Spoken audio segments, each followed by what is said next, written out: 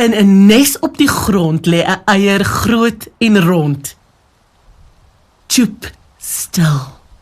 Geen beweging of geluid.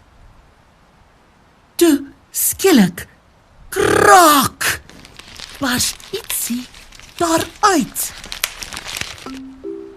Op sy neusie, 'n horing, bo-op, 'n knop.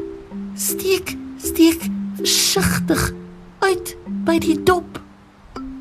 Die lyfie is sag en die oogies is fraai. Yslike voete met 'n stert wat al swaai. Welkom my liefie, sê sy mamma vir hom.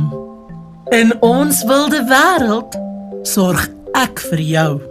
Kom, hierdie klein dingetjie nog so splinternuut, gaan sy lewe as dinosaurus baie geniet.